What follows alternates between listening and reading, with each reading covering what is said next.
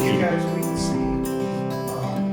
Move in a little bit. This way. Jeff, do this way. Dave is convinced that people Hold his watch hand, these. because- I'm convinced that people listen to You them. can treat this like. Did you ever watch Get Smart? Yes. Do you remember the Cone of Silence? Oh yeah. This is the Cone of Silence. Okay. Nobody watches this podcast. So you're sick. Anything you say will never be used Can you against see you. us It's both good. in this one? Fine? Yeah, I can. Yep, you're good. Okay, we got the level set. Okay, we are good. So, Test. Yeah. Okay.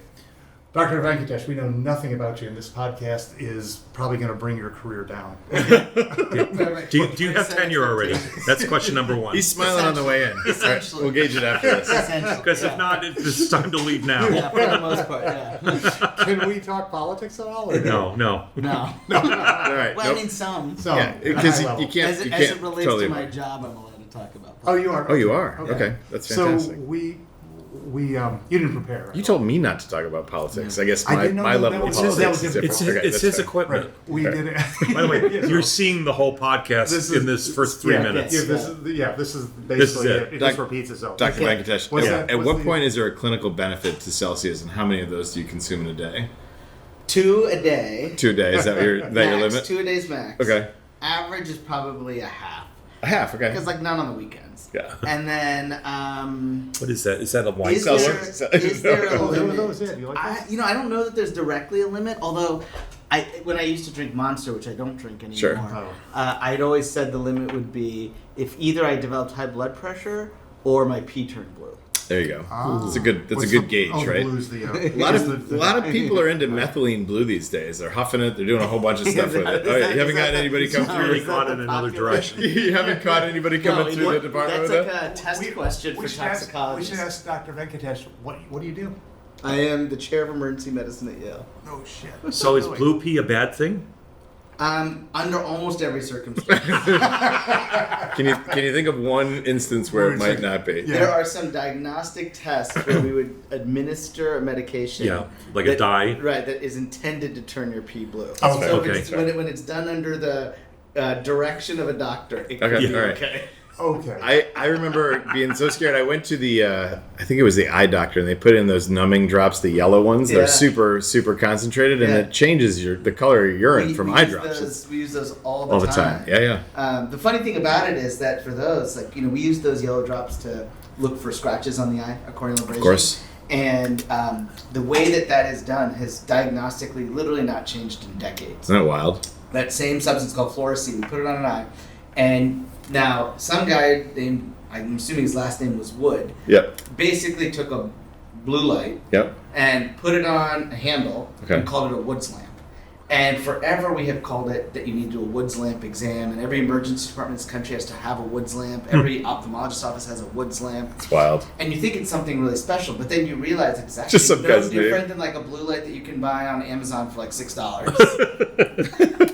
So when we spoke with Seth, my brother, we talked about failure in the potential of healthcare delivery and failure. And as I recall, not that we listened to our own episodes and we're hardly present during them, as I recall, his view was that healthcare could be a hell of a lot better if as a country, and this doesn't need to be what you want to talk about, and this is not political, if as a country we were to get behind a healthcare initiative, whether it was weight loss or fluoride, and we were behind Is there a question in fluoride there? initially, that we could achieve something. That, I think, was the entire premise of that episode With your brother? with Seth, and I What? think he was smart enough to be on the beach, not prep. Yeah, Right. Yeah, I mean, is I that think correct? for almost all of the intractable I didn't catch the You question. know, of all the You- problems that nobody people did. think are intractable in healthcare, I'm stuck in the hallway of an emergency department and there's not enough beds to be taken care of. I can't get in to see a doctor, or we delay a diagnosis of cancer. Or you have, terrible diseases for which we've developed treatments and not everybody is getting them. All of these are very solvable problems. The challenge in healthcare is that we don't have many organizing functions, meaning that there's very little that creates that sort of central purpose, central goal, central agreement on that's what we're going to work on. And so we're working on 1,000 problems at the same time by 1,000 different organizations, filled with thousands of people all trying to do the right thing at the right time, but in different ways, shapes, and forms. And so it lacks the sort of singular coordination that you would see in almost anything else. How about, as I recall, I was pretty young at the time, but the fluoride effort must have probably started in the 30s, and thankfully I wasn't alive then. But, Yeah, but in the 60s they were doing it but the 60s regularly. was pretty active.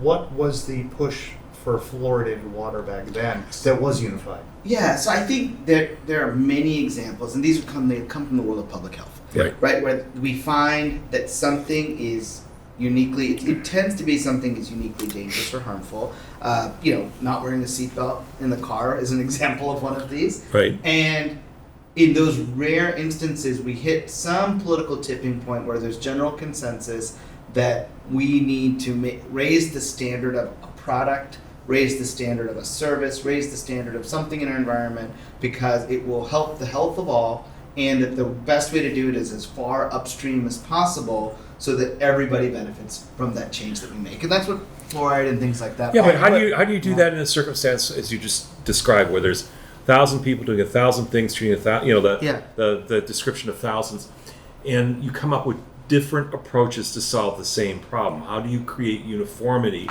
and then create a best practice around that? One of the things we don't do. That was actually a good question. In my space there. Exactly.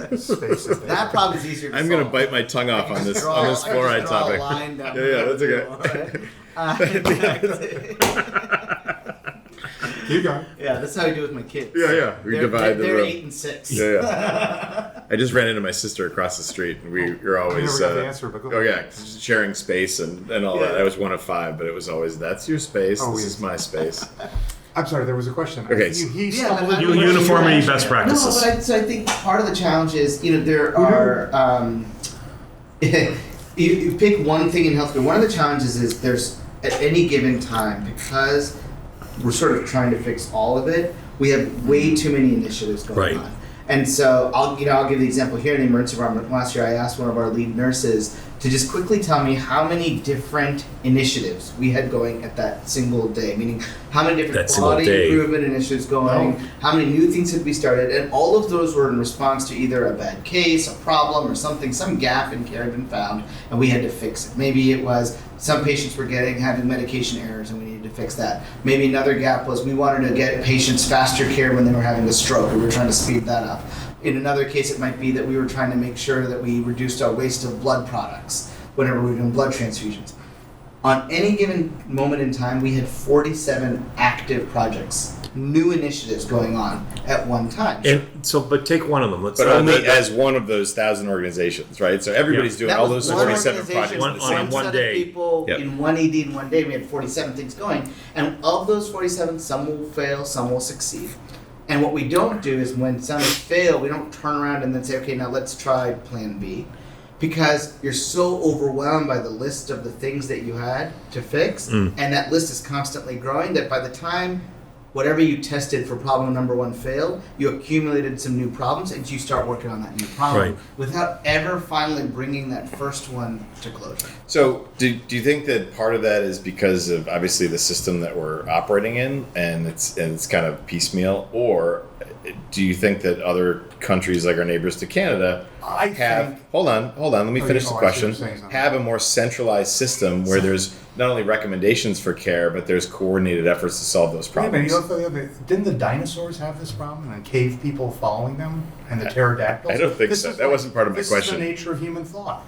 Possibly. And this is the nature of unless you're a rock, isn't this? But it sounds like we're trying to solve problems under a rock. It sounds like there's no central tribe to say, here's how we should do it. But I would attack the question and maybe the answer by saying, this just sounds like what administrators spend time doing, and they just keep reinventing the wheel every new administration cycle. In some ways, yes. So if you go, but this is also, it's also like sort of how we do healthcare. Like, I don't know that it's any better in Canada. Yeah. When I've been to these meetings with the Institute of Healthcare Improvement. I was at this meeting in Manchester, England, about 3-4 years ago with patient safety leaders from hospitals around Canada, United States. There's some from Mexico, a bunch from Europe, European countries, and everybody has similar gaps in quality. So a classic example is one which is the Foley catheter is used when people have trouble urinating. It's one of the most common devices. It's been around for 30 or 40 years, probably 100 years in some versions, but its current version has been around for several decades. Thousands are placed, maybe millions are placed a day across the globe. David, have you had a Foley catheter in at any point in your life? No, I was just thinking back. Today's your lucky day. King Arthur and that big sword, and I figured out some way to use it. That's how we close a visit. And so, but here's the problem. We know that in patients who are hospitalized or who have these at home, there's a real risk that you can develop a urinary tract infection from these catheters. We know that getting them out early can obviously reduce your chance of that infection. I tried to pull mine out myself, but that was not the good definition of early. Too much detail. Yeah, that's not recommended. Too much detail. Some people need to be on an antibiotic when they have anything. Some people need. There's just a whole variety, a bundle of practices that can make it safer. That problem exists in every country, regardless of how organized they are, how centralized their system is, and a variety of other things. And it's often because, unlike things that run through like a factory, where you could just simply say, okay, the last 10 cars we made came out with an axle that was a little bit bent. We need to change the robot, change X, change Y. Now every subsequent axle will come out straight. You're essentially making the change, the interventions, often in healthcare at these micro environments. And then eventually they stick and they become the standard of care. And one unit of one hospital or one doctor's office. But that's good though, isn't that good? And then they'll write a paper, they'll publish it, it'll become more socialized. It's a remarkably slow way to improve. Well, how else would you do things? As this is the nature of nature of free will. So what we have not had is nobody's come out and just basically said, I'm going to engineer a new catheter that has some impregnated surface that's incapable of bacterial colonization. But that's the space we play in, right? So at M2D2, I had that, and I reviewed that innovation, right? I also have another group. He's prone to all. I mean, so that's what we do, right? No, we're all in innovation, right? So after developing these things for so long, you start to get lists, right? We're reviewing applications for the M2D2 challenge. And you'll see them come through because they're a polymers expert at UMass Lowell, and that's what they have coming through their system, right? Or Cath Connect is a company that has a automatic disconnection at certain amounts of pressure. So when I roll over in bed and I tug on you, it should never tug to cause damage. Back to the point. Yeah, the point is that there are innovators that have been totally agree with you. Tinkerers that are also chiefs of medicine that will step away and say, actually, I found a problem that I can solve, right? Tinkerers. It comes back to the blue pea. And then and that's why we have innovators. But that's your fault because you said that first. I didn't know about blue pea until what you're talking about, Dr. Venkatesh, is a systems challenge. But the hospital systems and the innovators, they don't have a lot of intersection. They don't, and there's also not like enough. Meaning like that, it shouldn't take 30 years for us to develop a new coating for a catheter that's incapable. That wait. I don't agree. Number one, it is the nature of sort of the administrative challenges you face that there are a lot of initiatives that are started and don't quite end properly. That's the nature of your problem. And there's innovation all around. Jeff is correct, and it does seem to me that if it's a valuable innovation, it can percolate. But let me build on that. You're attached to a major academic institution. Isn't there a way until Trump takes care of that? Don't go down there. Isn't there a way for you to say, we've noticed for last week we need a new blah blah blah. This widget needs to be green and not yellow. Isn't there like a suggestion box, if you will, that you could kind of send that to? And then you send it to the medical school professors and say, we have do tons this. of incubator events, we do tons of idea events. But does it come from... And it comes from frontline. I'm not worried that... I think we now live in the world. 10 years ago, 20 years ago for sure, frontline clinicians did not have the ability to provide input. We now live in a world, there are vehicles to provide input. Right. There's doctors at code. There's all these... there's all these... But that's doctors at code. Now I'm touching you. It's a different challenge. Doctors at code is one thing. It's like, can you just say, I saw this 5 times today. There's a better way. Let me write it down on a slip of paper. But what there's not is enough machinery to take failure. Those ideas, right?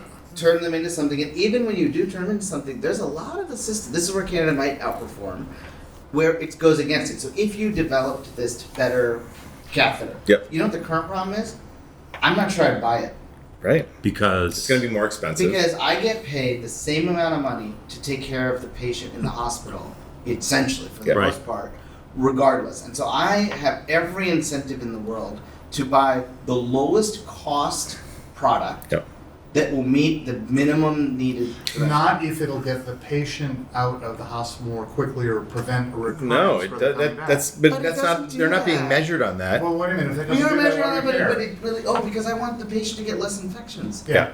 But But doesn't- we don't get paid on that. But to pay double for a And we catheter haven't that does What that. you get, I thought the component of pay was if they had to come back or if they have to stay an extra day. you do. But you don't get dinged for that? You do, but you know what the reality is? What we overstate sometimes the importance of Yeah. each of these one problems. So it's unlikely that many people are actually staying in an extra day in the hospital Yep. because of their catheter getting Okay. infected. The Okay. real reason that most people are staying in the hospital an extra day is because they can't get a bed at a nursing home, Yeah. or they can't get A care at low- home to help a take lower care of cost them at facility. the Right. hospital. Yep. Right. That's that problem. Yep. And so people will develop new innovations and they'll try to put 10 different potential benefits on it. And I look at that and I'm like, there's one that's the real benefit. Yep. And it could be a wonderful benefit for patients. Yep. Yeah. But in general, the way we have organized the way dollars move in the healthcare system is not necessarily to allow that innovation to Okay, succeed. then how would Yeah. you then, so given that on any given day across this country, there are probably 1,000 to 5,000 innovations Yeah. every day in all the hospitals. Yeah. What system would you propose for pay, that is for reimbursement, Yep. that would help those 5,000 percolate to the top more quickly, so that at least by the end of the year, 500 of them. Is it quote value-based care, right? Is that a thing? It's sort of in that direction, but I will tell you what, the problem with value-based care is what's in general what value-based care has historically been has been the only thing that we can all agree we value in general across the healthcare system. It's not unanimous, but there's at least a consensus, is that we all value reducing cost. Right. So what has value-based care been to date? Yep. That payment models that do capitation of payment or other things like that that will reduce cost. But what you don't have is you don't have any examples of value-based care models that say, for example, eliminated hospital-acquired infections. Or you don't have a value-based care model that, for example, improved mortality rates for cancer. All of the value-based care models do what is valued by the model, which right now has historically been cost reduction. I'm not saying that's bad. I think it's really good. Yep. But if you really wanted to pick how do you get those 1,000 to 5,000 ideas, right now the ideas that percolate up in a world of value-based care are those that reduce cost. Okay, so you've already hit two of the kind of triple aim, right? You've tried cost of care reduction. You talked about population health. Where does the patient experience come into that? So it doesn't come in yet, and I'm not even sure quality comes in much yet. Yeah. The reason is the precursor in our current healthcare system that we're not talking about enough is access. So in that you think about that big iron triangle of healthcare: cost, quality. It's really access is the other one. Yep. You don't get the privilege of getting high quality care. You don't get the privilege of getting the avoided bad outcome or the positive outcome unless you can get into the system right Correct. now. Right. And right now we are living at, I think, unprecedented barriers to access to care. In almost any market, if you measure, it's almost impossible to see a primary care doctor or specialist. Yep. It's almost impossible to access a hospital, which is why you have patients in hallways Yep. that are boarding and waiting. It's almost impossible to access almost anything except the forms of care that are just built to create some access but may not create value. So you can get a telemedicine visit from somebody online, like from Amazon. You can get an urgent care visit wherever you go, but does that really improve your health? So are those of us that are paying into this healthcare system, that are writing these huge checks for premiums and deductibles and all these other things, are we simply paying to keep other people out of the system? No. I think you're paying to have. There's a group of people that are basically totally out. Yep. Then there's the people who can sometimes get in, and Yep. you're paying for that ticket. Right. You're buying like a bleacher seat. Yeah. And then there's a set of people who basically are living, which in a probably a very small, in America it's a very small, but in Yep. other countries it gets bigger. Yep. A concierge private system. Yep. Right. Where they can buy access. We don't really have. But much I of think that there's here. right below concierge. Okay, I live in the Boston area. We live there. I have access to Mass General. That's where I've been seen for That's a not bunch of years. concierge, though. No, that's not concierge, but it's also between that and community, Right. hospitals in the middle of nowhere. You never had but a if you Foley wanted, catheter? if you Never. had a rash and need to see a Or blue dermatologist, fine. you wait months. You're No, missing I out. call You're my missing guy out. and he gets me right in. Can we But go- Dave called it technical, or is that a No, that timeout? was a Is that? timeout. Oh, I thought you Oh, teed me technical. up. I thought you teed me up. Oh, no, that was Okay. that was Okay. time out. Sorry. I still want to circle back, and we can drop it quickly, but to the point about the innovations percolating up, Or percolating. Whatever percolating means. What's that thing? Don't ask the next generation. Yeah, maybe. We know. Yeah, I don't want to know. Wait, the real question is, can your brother commit you involuntarily on his own? He actually can. He can. Okay, I'm glad we cleared that up. For 72 hours. Because he knows him well enough to diagnose. We know there are innovations. This is good to know because I have Seth on speed dial. There have been innovations across the board. Speed dial. How did we get the cancer treatment we have today? How did we get Ozempic and all of They all make money. Okay, so can we? If this is you're going to say Ozempic, can we talk about that a little bit? Can we talk about how all of a sudden there's this widely adopted, untested, no long-term clinical data on the effects of this, and everybody and their mother is signing up to take this shot that you now have to have for the rest of your life. That is wildly dangerous. And somehow, if you were selling it though. No, I'm not. I'm definitely not selling it. Yeah. But the crazy thing is, I did recently lose 20 pounds, but that was with diet and exercise, right? The way that you should, rather than just take a shot that's gonna. No, but it's concerning, it's right? Overrated. As a male in our society, the pressures to take a pill to keep my hair on my head is something that I have to take for the rest of my life. I gave up on that pressure a while. And I'm thinking about just giving it up because they say it doesn't grow back, and I'm not talking about the hair after you stop taking the pill. But my point is, back to the blue page. Why are we selling a solution for $1,500 a month that you now have to be on for the rest of your life? That's great though, isn't it? Yeah, but who's paying for that? That's absurd. It's nice work if you can get it. Everybody's paid for it. It does change. You look at the data in Michigan shows from last year.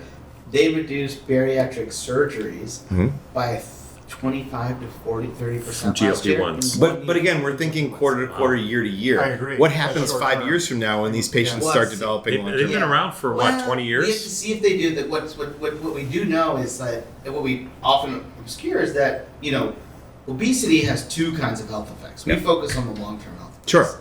So we've always said, okay, people who are more obese are more likely to have heart attacks, strokes, cancers, and that's true. Yep. And that could be 5 years out, 10 years out, 15 or 20 years out. Sure. There are also immediate health effects. In the same year that you are obese, you're more likely to have emergency department visits, you're more likely to have a variety of mental health diagnoses, and you're more likely to have, if you've got any other disease, let's say diabetes, your diabetes is more likely to be out of control and you're hospitalized and things like that. Sure. And so what we don't know, you're right, is what is the long-term ROI? In the short-term ROI, we are spending less on some things that cost more money, we're spending more on this drug, and nobody has really done even a really good 1 to 2 year. What was the Michigan analysis. study? You were referring to a Michigan study. Yeah, they were looking at what happened to bariatric surgeries in the state. So that was a short term. But again, you talked about costs and you talked about like the outcomes short term, right? Yeah. But when we're looking at it also, my son got me into a lot of anime recently, and there's an anime series called Lazarus, right? Okay. And it's about this genius who comes up with this painkiller. It's called Hapna, and Hapna helps solve your pain problems, right? It takes pain away from the whole world. Would he take Mark away? But no, but what he also put in this new drug was kind of a ticking time bomb that said that 3 years after you take this, you're done. Oh, there we go. So they deal with the devil. Yeah, and then he disappears, right? But here's my problem is that I see Ozempic or Wegovy or whatever. It's the same kind of thing. Is we're solving a short-term problem. We're getting immediate results. We're getting long-term. We have a long-term solution too. We're pressing the easy button. Yeah. It's expensive. It might cut down on surgeries in the short term. Easy button is bad. But what about if 3 years from now it causes kidney failure? We don't know that about the safety and efficacy. But we don't know that about most drugs, right? Yeah. It's way to surveillance, and so for every drug, you have to have this. This is where you just decide. Like at some point, if you see a safety signal on a drug, we pull it. We put a warning on it, we pull it. Now the interesting thing with this is, we also don't know, how long does somebody have to take this drug? Yep. Do you have to come off it? Do you come back on it? Yep. We're starting to get that evidence now. Sure. And we're seeing that there's like multiple groups of people. There's some people who take it, they just keep taking it. There's some people who take it, come off, and don't go back on. Let's say there's like a maintenance dose after, right? That you can kind of maintain. But still, it's all... Yeah. How do you feel about the testing on this? It does seem a little odd to me that the long-term effects have not been tested. But then we would never have any new drug. It's true. Every new drug has no long term. When you start a new drug. Like that's the horizon problem. Well, there's still a 1 or 3 year clinical trial where you've got data points. Initial trials. We enrolled patients in GLP-1 trials 8-10 years ago. Sure. Okay. And they're still alive. Yeah, still alive. So there's a handful of things we have knowledge of, right? You have to decide how harm signal do you need to not see before you approve a drug? And Sure. the FDA is pretty rigid about it. Yeah. And so I think in this case, I don't know that we have anything to say this is harmful. What we don't know is how, sustainably. I'll give another example. So I don't know if you guys remember, there was a couple drugs that came out for hepatitis C about 10 years ago. Okay.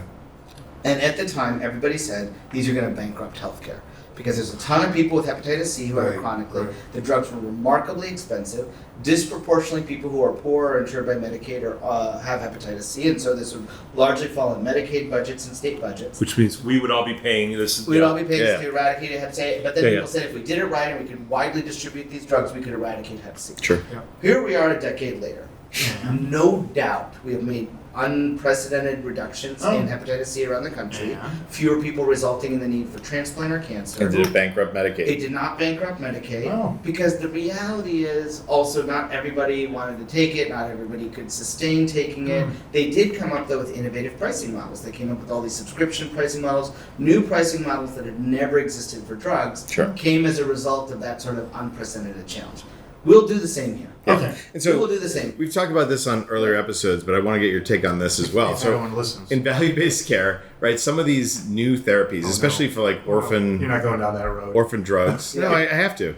Orphan drugs, rare drug Well, disease. Yeah, right. So Have to is a but little strong. where the treatment is $1 million, and you only have to pay for the treatment if it's successful, right? Yeah. But now that the treatments are becoming so successful, the payers are like, well, we're not signing up for that. We signed if it was like a 10% or 15%, but now if it's 80%, we can't afford that. So they kibosh it, and the drug companies are like, well, then we're just not going to make it anymore, and they lay off all their doctors that are creating these great innovations, right? Yeah, I mean, So- the biggest innovation in this space that's going to be challenging is how do we deal with the new CRISPR-based Right. treatments. Yeah. So CRISPR is there's no big company, there's no Right. big factory. Literally, I make one drug Yep. for you, Yep. for your genes, Yeah. to knock out your bed. And And then it I doesn't make a new cost drug $1 for million you, and to then make we it, right?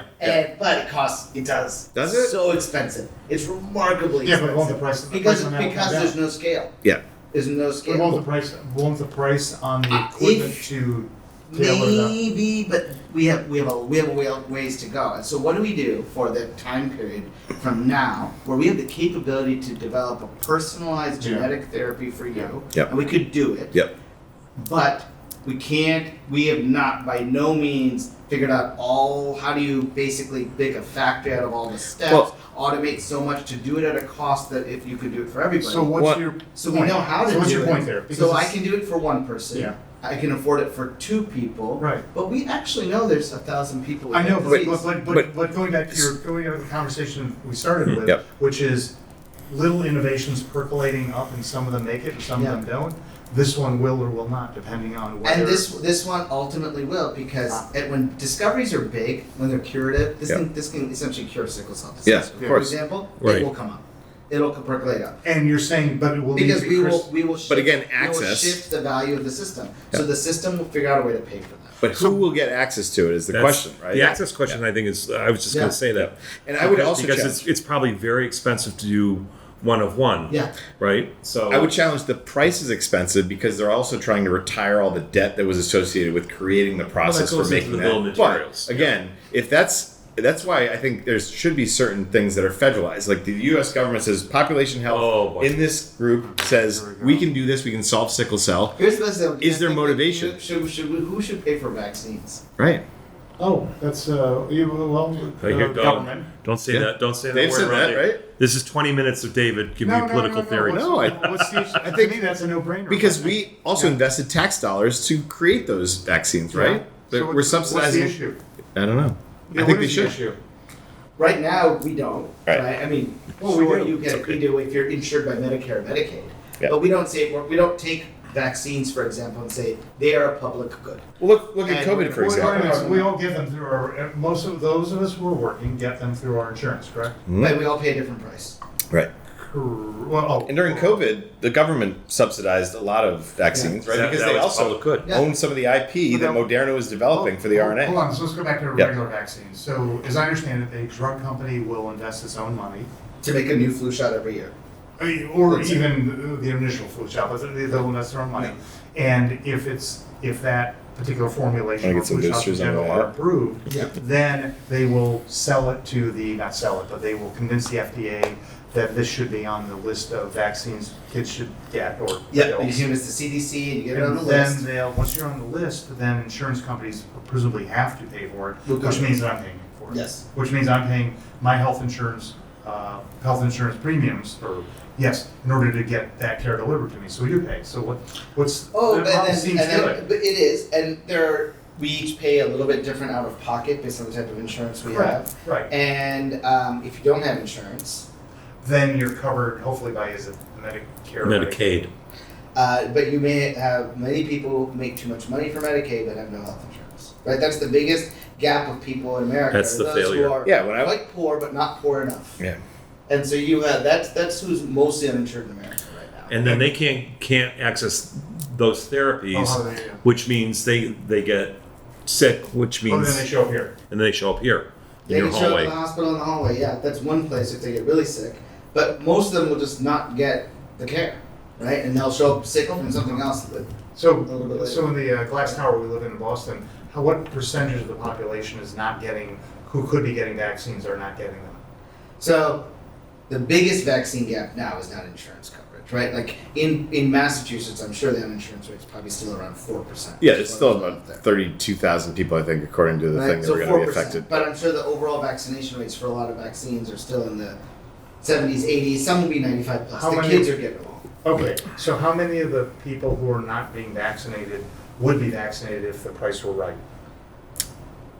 I don't think that's the biggest gap Oh, for it's- vaccination. But the biggest gap for vaccination right now is the misinformation and people Yes, choosing correct. not to get vaccinated Correct. and things like that. But I'm sort of asking the question of is there any part of this world that you think should just truly live in a, well, because like your fluoride fix. Is there Yeah. anything where we just want to say this is a universal standard, it's universally available, we'll provide universal access and payment Which was for this fluoride, which thing? was fluoride. Which is fluoride, right? I mean, And now they're withdrawing it, but that's the But political. different issue, yeah. that's political political, craziness, right? right. But we basically said, listen, this is something that everybody has, everybody gets, everybody does. We haven't done that actually for vaccines in this Even with in the way that MMR for vaccines in kids. other countries. So you think that, they like- do a mass like- vaccination campaign? Well, how for the kids? So- MMR But you're for saying kids. that, like, when we were in, I don't know, grade school in the 80s, right? When Yeah. they'd come in and we do swish and spit in the classroom, you think Yeah. the kids should be going in their classrooms and getting vaccines now? So that's what the rest of the world does. Yeah. Right? So when they do when we eradicate polio in each subsequent country, now it's almost gone around the entire world, we It'll do be mass back. vaccination campaigns. You go in and basically here's the thing. It's gonna help the entire population, we're gonna eradicate a disease, everybody's gonna do it, and it's totally publicly run, publicly financed. It's and free, done. right? And free and done. So I guess the answer to that particular question is purely politics, is it not? Isn't it? It's almost by definition politics. So it's a political choice of what we're going Yeah. to Right. require Correct. spend money on, exactly. But, that's all healthcare. All of healthcare is politics.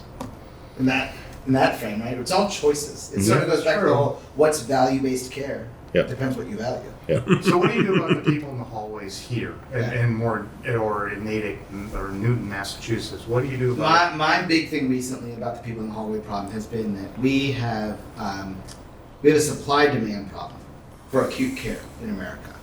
And what has happened is, going back 20, 30 years ago, we already started to recognize that we were headed towards this healthcare cost problem. And we did this thing, you know the Willie Sutton principle? No. Vaguely. So Willie Sutton, Was he the- famous bank That's where the robber. money is. And why do you rob banks, Willie? Because that's where the money is, Oh, he's a right? presidential candidate. Yeah. Could have Could have been next year. Less felonies. That's true. No, Yeah. actually more. He needs more. No. He probably got his shot history before he got has to been called 91. upon by many prior presidential candidates. Yes. That is probably so. That's right. And so, what ends up happening is you go back to the 70s and 80s. We recognize that we're headed towards this fiscal cliff. Medicare is going to go bankrupt. We can't spend the money. And so the first thing everybody makes is a pie chart. And when you make the pie chart and you say, how do we spend healthcare dollars in America? Always the way they've historically classified it, the biggest piece of the pie, and these categories are not equivalently defined, which is a whole separate issue. Right. But the biggest piece of the pie will always be hospital care, because hospital care is the most expensive thing to do. Right. Kind of makes sense. It's the sickest Right. patients with the most technology and all this other stuff. So it should always be the biggest Correct. piece. And the piece has basically hovered between 30 and 35% of the pie. Okay. And so But when you see it, you're like, okay, we need to reduce healthcare costs. And that piece is big, and other pieces, which are really expensive and they have a lot of waste, are smaller. So, back then prescription drugs would be like 7%. 8%. So you look at the two and you're like, well, if we really need to save money, let's focus on hospital, right? Not prescription. Big bang for the buck. Big bang for the buck. And so what happened? States around the country created these things called certificate of need laws. We started to do research, and the Dartmouth group did a ton of great research that showed that the number of people you would hospitalize in the community was related to the number of beds they had. So that if a hospital got built, hospitals would just try to get heads in beds and fill them up. Yeah. Makes sense. And that was a time though when you could make good money hospitalizing patients. Right. So here's what ends up happening. First, the state says you can't build a new hospital without approval. That's a certificate of need law. Then they pass a dual payment thing called the DRG. We say instead of paying you by the day, it used to be if you spent 10 days in the hospital, you got paid for 10 days. Right. 3 days, 3 days. Right. So the incentive was keep the patient around long. Yeah. Now we get paid a flat fee for everything. So whether you come in with pneumonia that takes 3 days, or pneumonia where you're so sick that you take 2 weeks, you get paid the same Hospitals amount. on the hook for that. Hospitals on the hook. So we have every incentive to get a patient out faster. Correct. Okay? And that change happened about 20 years ago. Subsequently, we've done a million different things to try to constrain the cost of hospital care by constraining the number of beds and trying to reduce hospitalizations. Because the premise has always been these wasteful hospitalizations. People don't need to be in the hospital. Here's what's happened in those 30 years. American population is tremendously aged. The sickness or the acuity of how people is way different. It used to be if you were 80 years old and you had an aortic stenosis, your aortic valve was getting narrow. If you were 80, 85 years old and had aortic stenosis and you went and saw a surgeon, they'd say, I'm sorry, you're not an operative candidate, and you probably died in a couple of years. Yep. Okay? Yep. Today, we do day surgery through your groin without opening up your chest and can put a new aortic valve in and send you home that afternoon. Sure. And you can be 90 years old. But isn't it? Hold on. Yeah. All right, so following up on that, this is great. But following up on that, Don't change the. no, I'm not changing the subject. Okay. Isn't about 90% of the costs in healthcare being spent in those last few years of life right now? Is that bad? So not nice. There's a sizable spend for a person in their last 6 months of life. Yep. The problem when you say that though is when you are 6 months before death, Yep. we don't actually know that very well. Understood, and that's fair. But so my that's point the is, point and of- I'm not he's going asking somewhere. for He's death going somewhere. panels, but what I'm saying is, isn't it kind of a free for all at that end of life where the We should hospitals give are him saying, hey, options, yes. we can keep him alive, we can keep this patient, we can get him back home, we can get him into care. But it's The a universal free, symbol. it's a free for all at all times. Yeah. Can I continue what you were saying before I was so rudely interrupted? I will. But it's related. So Okay. everybody's older. Don't. Everybody's living longer with sickness. If you get your aortic valve But- replaced, guess what happens? Every year, you're still going to need to get admitted to the hospital for chest pain Yep. or shortness of breath a few times a year. Yep. And so what's happening is we have increased the age of the population. We mostly are able to treat people at home to get their cancer care at home, but they're going to need to be hospitalized. And so the demand for hospital care is 30-40% greater. How do I know that? Emergency department visits today, population adjusted, are 30% higher today than they were a decade ago. How many hospital beds do we have in America today compared to a decade ago? Same. 5% fewer. Fewer. So we are closing hospitals, closing hospital beds, while the demand, Is growing. people But I'm that also need listening- hospital care, And therefore the is cost 64%. economically has to go. 64,000 feet, what you just said, Yeah. what I heard you say was the population is living longer and a lot of care is being given that's pretty good care quite quickly. Oh, it is. People are living longer. So this is like a good problem. People's health is better. Would you rather be sick today or sick a decade ago? You'd rather be sick today. Yeah. Yeah. No, Yeah. So, but this all sounds like a good thing, which is It is, we but- brought costs down and we're treating a lot more. Oh no, he didn't say anything about cost. No, when I'm just saying scarcity increases, cost goes up, The David. demand is just outstripping the supply, and so what ends up happening in a hospital? There's only so many beds. Yeah. I have too much demand. People end up in the hallway. Yeah. He's an economist as well. Right? Yeah. And so, but here's the flip. So what would we need to do? We actually, and I say this, and we wrote an editorial recently in the Journal of American Medical Association where the title is literally "Build, Baby, Build." We need to build more hospital beds, So but they are really, really expensive. Okay. I got to get to this. Yeah. So Oh, no. this is the only question I came prepared with because Oh. my homework was you watched the Oh. Pitt, the Yeah. new Noah Wyle. Yes. So it's phenomenal. But the one thing that he's always banging heads with the administrators is what? Yeah. You got more beds upstairs? All you have to do is open up some more beds for me, right? It's constant. It was an ER the whole time. Yes. We just need more access, and this is the theme. they're trying to solve these problems by showing the general public our problem is we need more beds, more but I will access. say innovation, going back to where we started, has made this problem worse. I'll tell you why. So in the state of Connecticut, if I look statewide, do we have enough beds for the amount of demand? We're actually okay, but here's the problem. Yeah. Innovation have resulted in tremendous specialization in technology in healthcare. Take when you have a stroke. If you had a stroke 10 years ago, we had a medicine, one single medicine we could give you that a very small proportion of patients could get, and had to be given to them within 3 hours. We now have multiple versions of that medicine and other medicines we can give people who have a stroke. And more importantly, some people who have a stroke now get a procedure done called the thrombectomy, where they have to go to a specialized center. We put a catheter up in their brain, we pull the clot out, and they're less disabled, more likely to survive. There's a bunch of great stuff that happens with it. Here's the problem.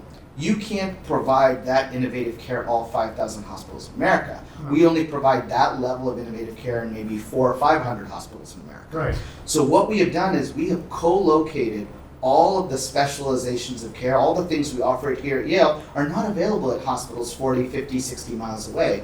They have empty beds. So if I go to a hospital that's an hour from here, they may only be 80% occupied. But their empty bed there doesn't help the patient because the patient doesn't need that bed where they don't have the service or innovation needed. So That was a great. One sec. That was a great advertisement for a startup out of MIT right now called Magnendo. That's got a surgical robot that's looking at those thrombectomies, but putting them at those rural hospitals. So you could have a specialist remotely. Boop, boop, boop. There you go. Right. I'm still trying to understand the fun. I mean, slow this. What is if healthcare seems to over the 30-year period have improved? Yeah. And there are some adjustments like patients in the hallway. I'm trying to understand what is the problem with healthcare delivery. It sounds like overall, the way you said it, things sound better than they were. So what is the issue? Are they better or different? No, we have progress, but progress doesn't mean that you have Controlled costs. solved the problems. Yeah. Right? We still have a huge cost problem. Yep. I'm going to give you a local example on cost. So here in the city of New Haven, most municipalities in America are self-insured like a company. So the city of New Haven has 10,000 employees, about 18,000 covered lives in their self-insured employee group. Okay? Yeah. So those employees get healthcare insurance, but the costs of that healthcare insurance are borne by the city. There's no insurance company. That's right. Okay? There's no bigger pool to draw from. And in the past 15 years in New Haven, I graphed it out, not even inflation adjusted, just absolute dollars. The spend on healthcare costs for city employees, this includes our fire department, police department, our teachers, public health, and people who work at City Hall, is exactly a little over 2x, 110%. Okay? The only other thing that has increased at the 2x level is pensions. The difference between pensions and healthcare, pensions are wildly predictable. I know today what the pension outlay is going to be for the city for the next 40 years. I don't know even what next year's healthcare costs are. So the costs are high. But you know what we spent on police and fire? -6%. We've already defunded the police. We defunded the police by spending on healthcare premiums. So wait a minute, but going back to the healthcare thing, it sounds like the costs are higher. Yes. What about crime? Has crime gone down too? But for that period of time, That's what you use the what robots was the for. period of time? That was the last 15 years. Okay, how much has the overall health of the population improved in that period? Has it improved? Always not twofold. We're better, but it depends how do you measure. What's better health? Is it better longevity? Longevity, what's the living better? Quality of life in later years. Oh yeah, all those things, all those measures. Then it's better in certain pockets, not better across the board. It's better in those concierge health So if we step plans. back from New Haven and look at the country, I guess I'm still coming back to this basic question, which is we assume healthcare is failing, but is it really overall failing, or are we just watching inefficiencies that are natural to a population of both thinkers and consumers and, I think where it's failing is we're still not getting what we're paying for it. Yeah. But whether we be an individual or the public. How do you fix that in other than a planned economy where it's more than the economy is planned, but lives are planned, and you've got is it a homogeneous or heterogeneous population? Yeah. So you know exactly what everyone pretty much can predict how they'll live.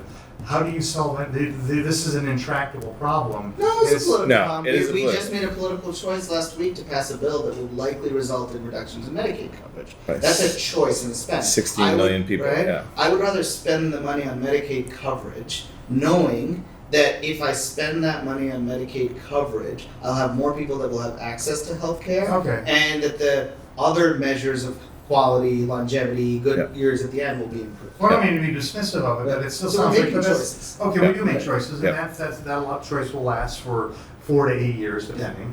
But we'll swing back. But still, from the grand scheme of things, overall healthcare is improving. I guess let me put it that way: is there a country that's doing it better? That has a population as diverse as we do? Yes. That is doing better. Who's doing it better? Doing it better? I don't know. I think there's a lot of cost that we pay into the system that is preventing us from getting care, right? And in Connecticut, which was the universal center of, it was the mecca of insurance, right? Not anymore. But it's sacrilegious to say that it's the healthcare providers. No. The healthcare providers are sucking all the value out that we're paying in that could go to better care. And that's what I'm saying. I don't deny that things could be better, but I do deny they could be better given the natural imperfection of humankind. Well, where's number one in healthcare in the world? If you told me that healthcare in this country was getting worse and worse and worse, and ignore the big beautiful bill. Bill. If you ignore that, and you said healthcare was getting worse over a 30-year period, I'd say there's a problem. What I'm hearing now is that healthcare is getting better and it's costing more. Well, duh. Yeah, but it's costing more not because the care is costing more. It's costing more because the middleman is taking all the value. I mean, there are places We call it the man. Yeah, the man. The man is taking all the value. That's the price problem. So we have healthcare prices that have increased without commensurate increases In value. outcome. Yeah. So we have examples of that. But that can happen. That's predictable. That can happen a lot of things. Right. I think that I don't think I would say healthcare is failing. I would say there are parts of healthcare delivery Yes, that could be better. that could certainly be better, and I would even say are failing. But in some ways it's sort of like I gave you that example of the patient who can now get that aortic valve replacement at 90. Yep. In return, they now have the privilege of maybe getting cancer at 97 that they would have never gotten before. We are, yes, not dealing with the same. The reason there's progress is our failures today are not our failures of the 70s. In the 1970s, you could show up at an emergency department in extremis and dying, and they did not have to provide you care. They could say, no, we refuse you care. So yes, you are right. We are not failing like that today. Right. But commensurate to the times, I think that there are places where we have. You ever watch the Foundation trilogy, which is awful? No. Okay, you're lucky. Is this is the one with the three? Yeah, that's awful. Yeah. Just the worst. Is this the part of the podcast where we ask prominent people what shows they watch? No, this is important. Dr. Venky, do you have enough time to watch the Pitt? I mean, you're living a pretty good My quality of sister-in-law life. was the creative producer. Really? That's amazing. These three guys would That's live a different long time. issue. You have to. Trump has a lot of problems, but among the problems he has is, and any president has, there are 4-year terms, and 8-year terms if you're lucky, or in our case we're unlucky. If you could be appointed or voted in as, I'll say, a all-powerful president with a meaningless Congress. Is this an advertisement? What would you do if you were going to be in office for 90 years? If you were king, what would you do? What would you guess? What would you do? What would you do to fix the big picture? The one drastic change I would make is we have remarkably. I've always said this: like we make choices, both as individuals and then in how we pay for and deliver healthcare in 1-year increments. All of healthcare in America is by 1 year. Every year you do benefit election Yep. to choose who your insurance providers are that year. Yep. The insurance company every year gets judged on their services and then whether they get bonuses or not from Medicare if they're a Medicare Advantage plan. And we do all of the insurance of healthcare and the provision of healthcare on 1-year cycles. What we've never done is instead say, what if I could buy a 10-year healthcare insurance plan? Oh, what would happen? And then Like all life of a sudden, insurance, yeah. right? Like life insurance, and basically say, okay, I'll buy 10-year insurance or 20-year insurance or 30-year healthcare insurance. And then that insurance company's job is to now maximize my health at lowest cost for 30 years. Yep. Not for 1 year. Because right now they And only there's care no about you for difference. 3 to 5 years. Yeah, Let's be hold on, honest, yeah, right? keep going. Yeah. And what you also wouldn't have then is you also have to do it in a way where I don't flip in and out of being in a private product to a public product. So if I could just be insured by a single product in a totally utopian world, one product for the rest of my life. Okay, so why is universal health care as NHS and what's Canada have? Why is that not exactly what you described? Because that's universal delivery and universal financing.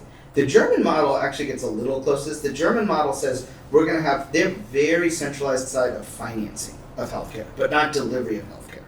So there's only a limited number of insurance products. Those products are available to everybody, and they have long and it's like gold, silver, bronze type thing. Kind of a little bit like that. I don't know the total details of it, but we could move to a model where we built these exchanges.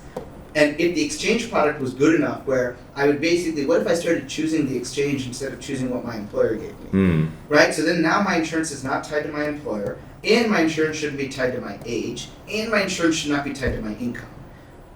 Right? Because and imagine if you had the same premium paid as your employer paid, right? The 60% or whatever it is, and you could use that in the free market, right? That would lower costs because competition would go up. And we would change what insurance means. We would change that horizon. We have this huge horizon problem.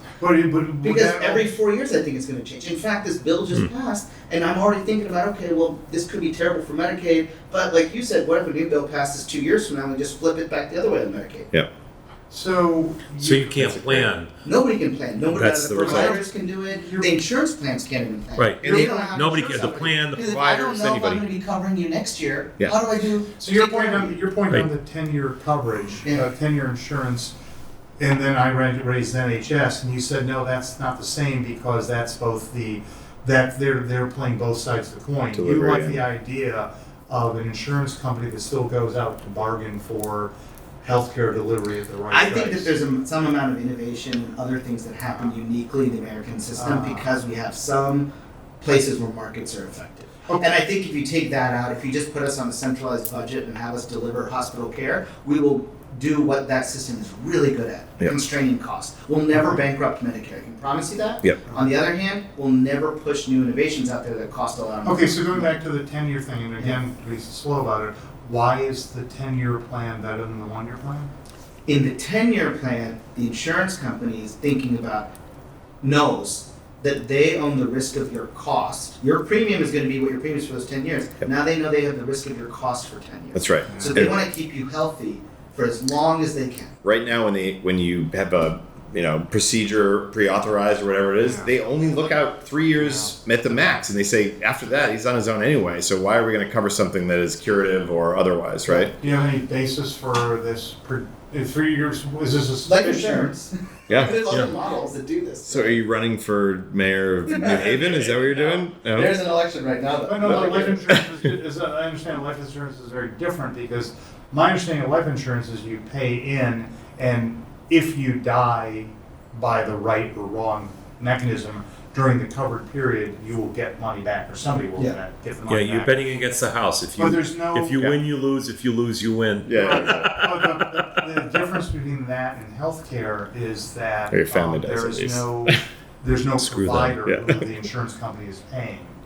There's no real provider. You mean that there's no outpayments during the course of life? But this is just it's similar. It's just different actuarial tables. You're still paying money out. You just instead of paying it all at the end, you're paying it over a time period.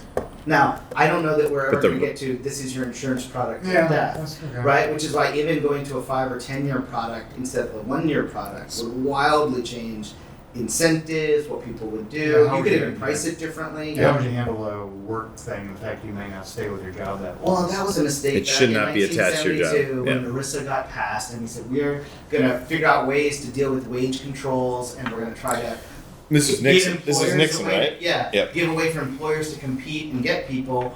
And since I can't pay you more money in wages, I'm going to get you healthcare insurance. And that's how we got tied to this model. But it's particularly as we move towards more and more of a gig economy, more and more way higher job turnover. Yep. I think that there has to be. How do you feel about health connectors? How the Massachusetts thing is? Do you guys exchanges? Yeah, exchanges. We have ours called Access Health CT. But how do you feel about that? Because in theory, I could be on that exchange. You could, but they're running handicapped, right? They're not able to. I was on that exchange last year. What's the downside? As an entrepreneur, so I'm single provider in my family. My wife doesn't work, so we can't get insurance through her. I paid $50,000 out of pocket for healthcare last year on the marketplace. Yeah, but what did you pay when you were working? a quarter of that. Oh, really? Yeah, $1,000 a month to $4,000 a month. Like Cobra. For a year. So that's the problem. And the quality of care goes down because I was on a gold plan and then I got a bronze plan for the same price. And there's not enough. In order for the exchanges to thrive, they need lots of people. You need everybody. And lots of insurance products. Which shouldn't be state to state. It should be a national and pool. so it's very state to state, and then each state has a different insurance commission, has different coverage rules, and so these plans cherry pick which states they'll offer it in, which states they won't offer it in. Yep. And so if I'm guessing in Massachusetts, I can imagine a world where the essential benefit level gets higher. Yep. A lot of products will be like, let's not go compete in Massachusetts. It's not worth it. Right. We'll go to other states like for car insurance. Why does Medicare not solve a lot Because of our drivers. Medicare, not Medicaid. Why does Medicare not solve a lot of those problems? Medicare's you got to be 65 or disabled. But why couldn't you make Medicare? You could do the whole Medicare. You're talking about Medicare for all. So this is Medicare for all, or what we call the public option that came up. So these are versions of that. How would you feel about that? Bernie care. Yeah, I think that's very viable, right? I think the question that becomes with public option is you can't, if you're going to have a public option, the part you've got to figure out is it's not even the whole insurance lobby side. Is the public option intended to provide a essential health benefit coverage, or is it intended to be something that's literally going to compete with every insurance company? If it's going to compete with every insurance company, then that's not a fair competition. Then we shouldn't even pretend. Right? Insurance companies can't compete with federal government. You can't compete. And so, but again, that's why they're lobbying. That's why. Well, if they can't compete, I don't care. Exactly. But until he's got a 90-year term coming up. Here's the thing. Until you have to look like everyone else. Until you could offer the 40-year product, they could. 30-year product. There's not enough market conditions that's really going to let a private insurance company offer 30. Let's dispense with. Let's take the whole healthcare insurance. He's becoming a communist. I can see. I can smell it from here. It's amazing. This is great. I love it. That's just single payer healthcare. Yeah. That's single payer healthcare. Exactly. But until you end. That's not the same as NHS because they deliver as well. It's part NHS. Yeah, part of it. So how does that work? Does it work until you end Citizens United? That's not an option because I think the lobby is way too powerful to let them do that. Period. No, I get that. They're scared they're going to have to compete with a national product. They're scared they're going to be relegated to a concierge service like there is in the UK, and they don't want that because it's pittance compared to the employers and a whole lot of other people. They're fat and happy. Why would they? The patient wants that. Well, would it work if it could be put in place? Would a single payer system work? 100%. It would. It would save us $1 trillion a year. The result it is designed to deliver. What result? It will control costs. Yeah. It will create uniform coverage standards. It'll cut out all the lost value in the middle. It'll knock out a bunch of middle administrators. Well, it'll replace them with itself. Right. But it will remove market incentives that we currently have. Market incentives on to provide care. To make the next cancer drug. Yeah. Well, wait a minute. So what? We're running out of time. Because we're paying for all that. So right? lower standard of care is the. Because the U.S. system today is paying for that. Who's paying for that now? When we are, the U.S. is. So even when, let's say I'm not going to mention a specific company, a pharmaceutical company develops a new cancer treatment, right? It's sold in Europe at a much lower cost, and we pick up the lion's share of the cost of the development and the price of that.